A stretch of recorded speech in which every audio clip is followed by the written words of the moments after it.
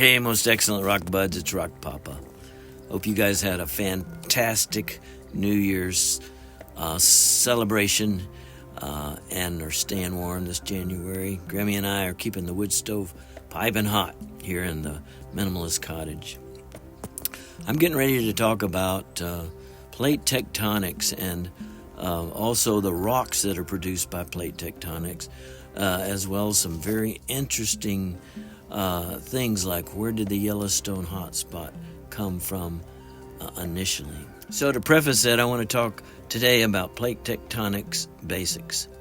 We'll review plate tectonics in as simple and straightforward a manner as possible, and we'll learn about hotspots that cause everything and what that everything is that the hotspots cause as the processes of plate tectonics take place even as we speak on this very planet. So hope you like this video. If so, please subscribe. Thank you a million to all my wonderful subscribers.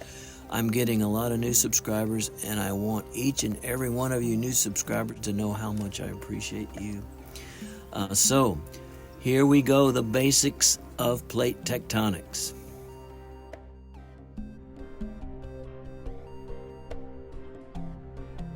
You guys likely know that this orange material in the earth is called the mantle, and it is molten, but it's in a plastic state because of the huge amount of pressure on it.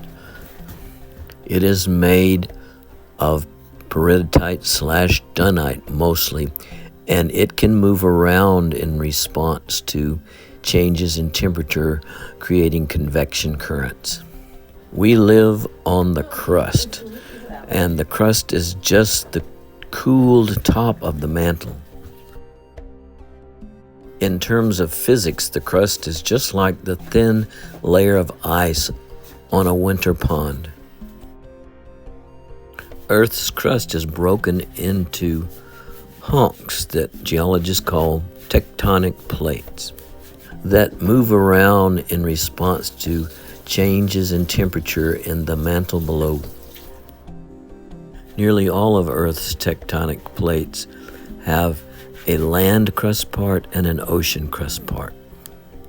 Looking at North America, we can see the land crust part of its tectonic plate, which is in orange.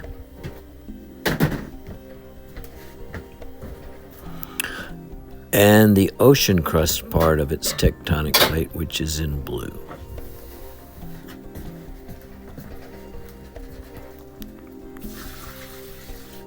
Hey rock buds, let's find out what those tectonic plates are doing. There are only three main things that these tectonic plates do: rifting, subduction, and continental crashing. And they are moving around about as fast as fingernails grow.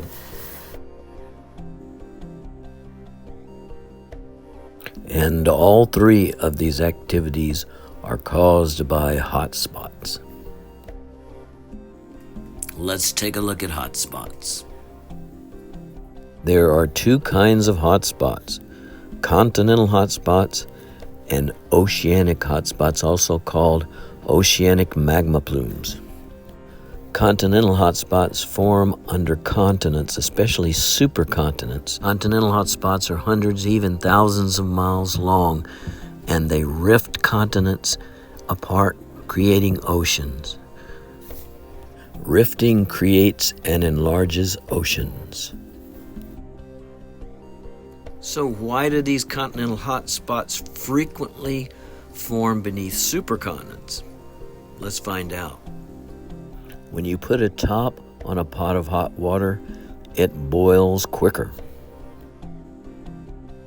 And if you put a giant supercontinent on top of the mantle gets hotter quicker.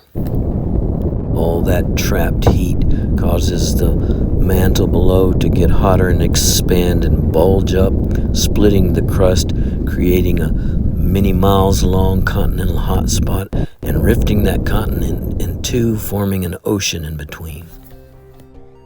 Usually in continental rifting, the rift splits into three parts that geologists call a triple junction. Here is the East African Triple Junction Rift System, which is active today. And by the way, a pie crust will split this way by itself too, and that's why we make these 4 slits to relieve that pressure. Is this making you hungry? So, as a review of continental rifting, here's the supercontinent Rodinia about 1 billion years ago, and there's a mantle hotspot under it that's bulging the crust up and splitting it, creating a rift. Here is the young rift, and you can see there's some partial rifts on the left that are called West Graben and East Graben, and the new ocean is forming over to the right. That new ocean will get larger and larger and larger and become our Atlantic Ocean of today. Now let's take a look at oceanic hotspots. Very interesting.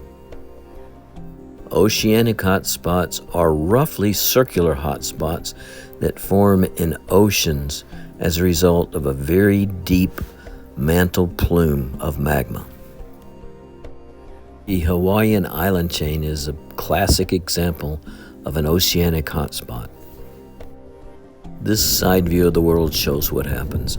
From deep down in the mantle, the plume boils up beneath the overlying ocean crust, which it buckles and cracks and snaps, allowing eruptions of basaltic lava to pour out onto the ocean floor and build up in layer after layer, finally creating an island that rises above the sea.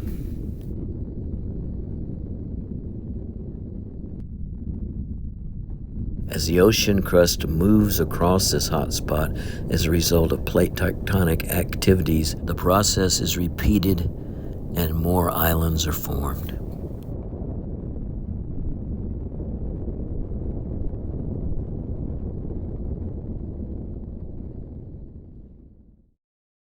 So when we look at a map of the Hawaiian island chain, we know that Kauai was formed first and Hawaii was formed last, and the ocean crust was moving toward the northwest.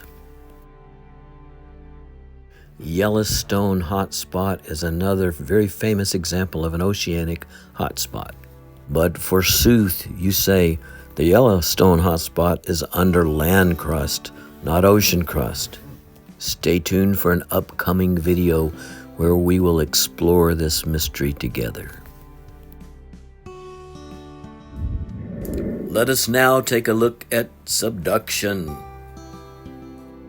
Rifting creates and enlarges oceans, and subduction creates and enlarges continents.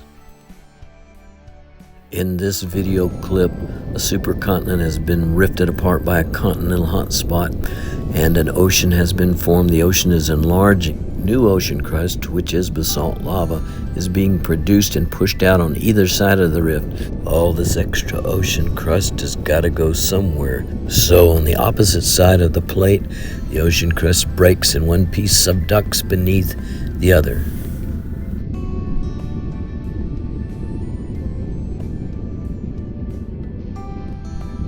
The subducting ocean crust goes deep into the mantle, where it melts and expands and then rises up, where it breaks through the surface to form a volcanic island chain.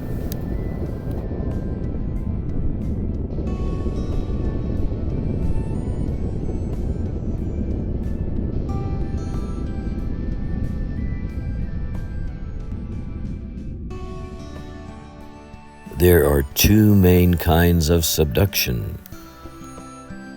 The first is when ocean crust breaks and subducts beneath ocean crust, creating a volcanic island chain.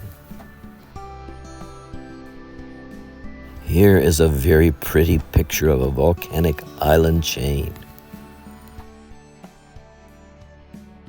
The islands of Japan are a nice example of a volcanic island chain created when ocean crust subducts beneath ocean crust.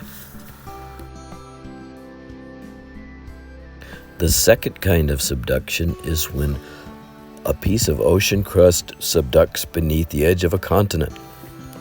In this case, the same thing happens. A volcanic chain is created, but it is created on the edge of the continent instead of on an island arc. The Cascade Range of mountains on the west coast of North America is a beautiful example of ocean crust subducting beneath a continent, and the Cascade Mountains are active volcanoes. And of course, the Andes Mountains of South America are another excellent example of ocean crust subducting beneath land crust. Hey, most excellent rock buds, now let's take a look at the third thing that continental plates do: continental crashing, a moving experience.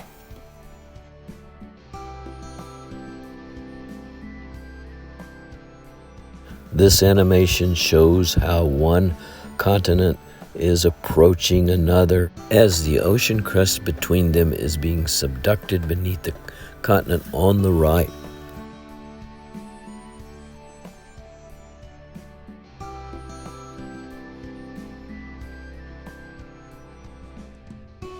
Finally, the two continents crash together and the right continent rides up over the left continent. Continental crust is too lightweight to be thrust very deep into the mantle, but it goes in deep enough to cause heat, accompanied with the friction of their meeting to create granitic plutons.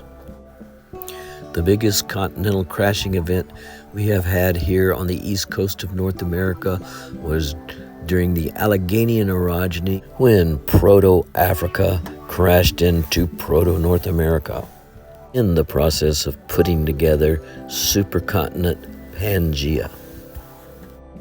Okay, my buddies, that's it for the basics of plate tectonics.